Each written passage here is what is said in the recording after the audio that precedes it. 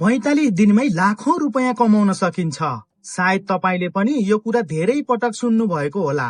सामाजिक सञ्जालमा कसैले नयाँ फार्म खोलेको देखिन्छ, कसैले ठूलो आम्दानी गरेको भिडियो देखाउँछ।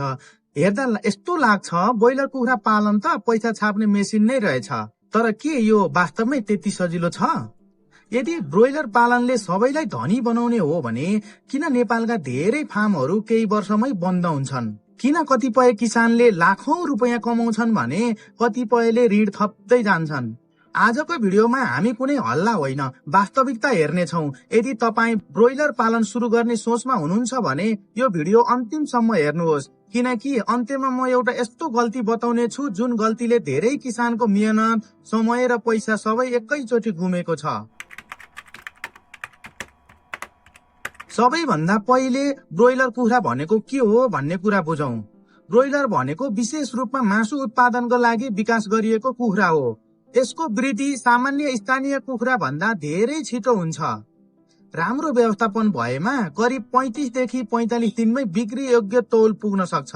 यही कारणले धेरै किसानले यसलाई छिटो नगद आम्दानी दिने व्यवसायको रूपमा हेर्छन्। तर एउटा कुरा सम्झनुहोस्, ब्रोइलर पालन भनेको चल्ला किनेर दाना हाल्ने मात्र काम होइन। यो दैनिक निगरानी, व्यवस्थापन र अनुशासनमा आधारित व्यवसाय हो। मानौ तपाईले धान खेती गर्नुभयो, उत्पादन आउन महिनौं लाग्छ। फलफूल लगाउनु भयो भने वर्षौं कुर्नु पर्छ। तर ब्रोइलरमा करिब 1.5 महिनामै बिक्री गर्न सकिन्छ। यही कारणले बेरोजगार युवा, विदेशबाट फर्किएका व्यक्ति र साना लगानीकर्ता सबैको ध्यान यसतर्फ गएको छ। तर व्यवसायमा एउटा नियम छ, जहाँ छिटो आम्दानीको सम्भावना हुन्छ त्यहाँ जोखिम पनि त्यत्तिकै ठूलो हुन्छ। र ब्रोइलर पालन यसको राम्रो उदाहरण हो। अब कुरा गरौं लगानीको। धेरैले सोच्छन् चल्ला किन्यो, दाना किन्यो अनि व्यवसाय सुरु भयो। तर वास्तविक खर्च त्यसभन्दा धेरै हुन्छ। तपाईले चल्ला किन्नुपर्छ, गुणस्तरीय दाना चाहिन्छ, खोप, औषधि र भिटामिन आवश्यकता पर्छ, खोरमा सफा पानी, बिजुली, तापक्रम नियन्त्रण, कामदारको खर्च, ढुवानी र अन्य सञ्चालन खर्च पनि जोडिन्छ। यदि खोर नै नयाँ बनाउनु पर्छ भने सुरुवाती लगानी झन बढ्छ। त्यसैले व्यवसाय सुरु गर्नु अघि कागजमा सबै खर्च लेखेर मात्र निर्णय गर्नु बुद्धिमानी हुन्छ। धेरैलाई लाग्छ चल्ला नै सबैभन्दा महँगो हुन्छ, तर वास्तविकता फरक छ। ब्रोइलर पालनमा सबैभन्दा धेरै खर्च दानामा हुन्छ। कुल खर्चको ठूलो हिस्सा दानाले लिन्छ। यदि दानाको मूल्य बढ्यो भने नाफा तुरन्त घट्न सक्छ। त्यसैले सफल किसानले दाना बचाउने होइन, दाना सही तरिकाले प्रयोग गर्ने उपाय खोज्छन्।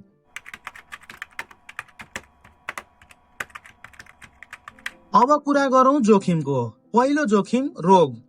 कुखुरामा रानीखेत, गम्बोरो, कोक्सिडियोसिस, सिआरडी जस्ता रोग लाग्न सक्छन्।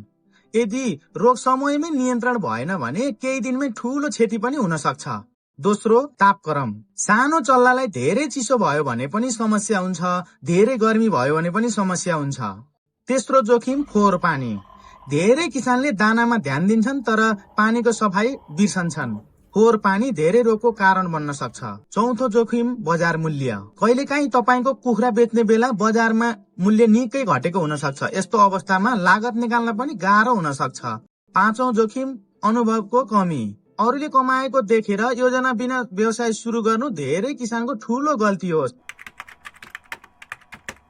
किसान भाग्यमानी भएर सफल भएका होइनन्। उनीहरूको केही नियम कसैले तोड्नै सक्दैन।